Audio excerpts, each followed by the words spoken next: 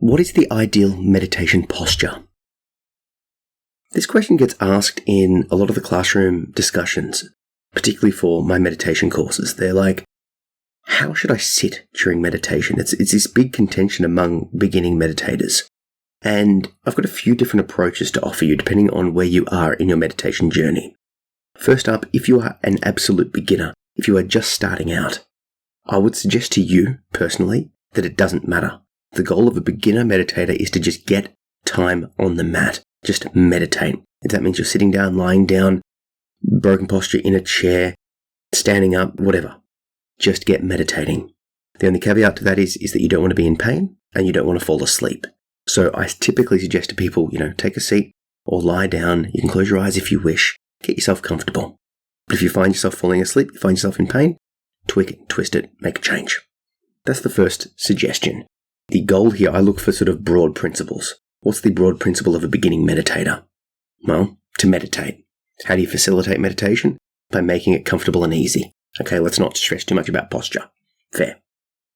Now, and more advanced meditator is going to start wanting to play with posture and start looking at how posture impacts mood. If you were to just sit up straight with me right now, just sit up straight, sort of imagine a rope pulling your head to the roof and sort of just tuck your chin gently. We're not forcing anything. Notice the inner feeling. When I sit, a bit upright in a good posture, I feel elated. Yeah, now crumple yourself into a ball. Huddle up. How do you feel now? Right? Your posture can impact mood. Same thing is if you are, laying down. Laying down sort of implies sleep, and sleep does lead to sort of different impacts. And you can play with the use of sleep as a focus point of meditation too. So we're sort of deviating down these paths, but what you'll find is that the deeper you dwell into meditation and spirituality and different traditions and practices, oftentimes they do suggest a posture. Now, once you've established a habit, once you are able to sit on the mat and you've cleared that space out in your life for meditation, then I would encourage you to start moving towards the posture, but not doing it dogmatically, as in some people look at sort of the technical aspects of the meditation. I've got to say these words, sit in this posture, do this exact thing, pop, pop, pop, pop, pop. And that's okay for some people, but for a lot of people, that technical approach sort of misses the overall principles of what we're doing here. Once again, does it matter if you're sitting in full lotus, perfect position to not moving a muscle? Maybe. But I would argue that the inner work and the response and the movement, the introspection, the looking at what's going on in your body, the actual act of the practice of the meditation is more important than posture. So, with all of that said, I would suggest that you do move towards a more formal posture, but don't hold on to that idea too tightly. And if you feel the need to, hold on to that idea so tightly that it's like, I've got to practice in this posture because that's what the guru says, that's what the book says, that's what the tradition says, yada yada. I would encourage you to just step back and just analyze that thought, introspect on that thought, let that thought percolate. It's like, okay, does the posture really truly matter? What is the nth degree of the spiritual practice that you're looking at suggest? So my main focus when I meditate is on mindfulness, is non-dualistic meditation. So in reality, from that perspective, the body posture is irrelevant. It's all part of the same ever-present now. It's all transient. But to attain that sort of awareness, one must continue practicing, right? One must practice daily. Yeah, well, there's arguments to suggest back and forth, but that's neither here nor there. But I practice daily. I sit, I focus on the breath, I focus on the sounds, I do my meditation. How I sit does sort of impact the quality of the meditation. Now, once again, from a non-dual mindful perspective, you only have the meditation you're having, or the meditation is just occurring. It's just a noticing of the moment. But I have noticed that I'm able to be more mindful when I am using a more formal posture. I personally sit, this is how I sit in meditation, either in a cross-legged position. I'm capable of a full lotus, I'm quite flexible, but I find that I end up going numb, it's annoying, it's distracting, it doesn't feel comfortable. So I don't do it. I sit just cross-legged on the floor with my back resting against a wall, or I sort of kneel on my feet and sort of sit in that sort of kneeling prayer posture.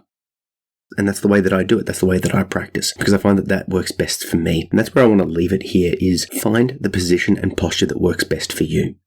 If you have certain physical conditions or disabilities or restrictions or movements or injuries or whatever it is, certain postures won't work for you. I would argue that all traditions, all practices, all talks, everything, even this talk, is a finger pointing to the moon. It can only guide you so far, and you have to take that step into the, for lack of a better expression, the artistry of the practice. You have to take it and embody it and make it yours. With everything we do here in the meditation space, in the spiritual space, but also in life space, it's like we sort of learn all the basic techniques and then we sort of embody them, and then we just sort of discard them and we just act. We just go. We just do. We have to sort of start to do that with our meditation practice, because once it's internalized, once it's embodied, how can words, how can instruction, how can anything get you to the deepest truth? It can point you there, but there is something internal, something sort of spiritual, something sort of ethereal that has to happen for you to attain that level of presence. You can practice, letting everything drop away. You can practice hyper-focusing on the present moment. You can practice sitting in a super rigid meditation posture for hours, whatever it is. But there'll be a moment where something happens that arises, and then things just click into place.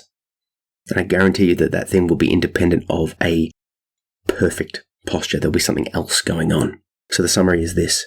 If you are starting out in meditation, just meditate. Don't worry about the posture. Eyes closed, open, head tilted up or down, focused, whatever. Just meditate. You can be laying down, standing up, doesn't matter. As you delve deeper into your practice, start playing around with the formal practices of your tradition. Okay, and in general, that sort of upright, imagine a balloon pulling your head up to the roof, gentle but firm, sort of posture tends to be quite ideal. But once again, consider that it's not about the posture, it's about the practice. The posture is just one part. If you have any questions about this, let me know. Catch up. Hey there, podcast. Thanks for listening. I just wanted to take a few moments to give you a bit of an insight into the things I've got going on that you might want to check out. The first is my free 12-week email course called Hunt Your Own Shadow. Each week, you'll be sent an exclusive guided audio track, introspective contemplation, and expansion challenge, all with the goal of helping you to identify and release the limiting beliefs that no longer serve you. You'll also have access to email coaching and a plethora of other resources. If you are keen, you can sign up via the link in the show notes. I also want to let you know that I have an ever-growing collection of courses on Insight Timer and Skillshare, focusing on meditation, self-improvement, creative writing, healing, and personal development.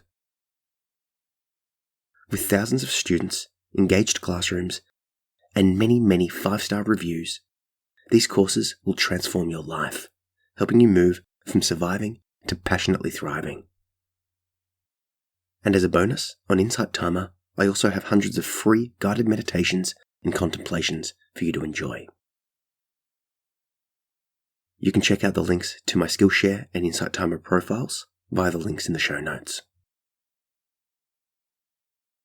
I've also published a bunch of books that you might like. How to Get Your Shit Together is quite literally the last self-help book you'll ever need.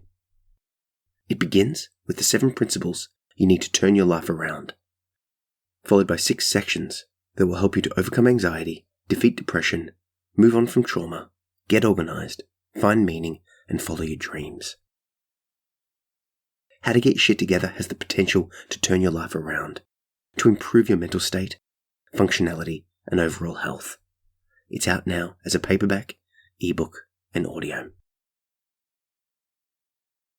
If you're into poetry, I'll suggest you check out my collections, including the best-selling new releases for Australian and Oceania poetry called Bound to the Wings of a Butterfly and A Requiem for What Could Have Been. If you are a poet or wanting to be one, you may also appreciate my book, How to Write Evocative Poetry.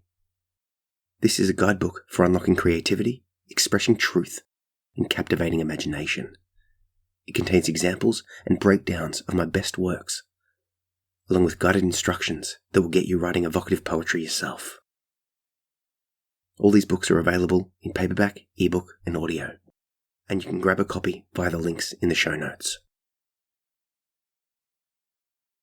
Finally, if you're interested in working with me, I offer one-on-one coaching and mentoring, helping spiritualists, entrepreneurs, and coaches navigate dark nights of the soul, guiding them to take themselves from surviving to passionately thriving, using tips, tools, and techniques that enable them to process the past, accept the present, and embrace the future with positivity and purpose.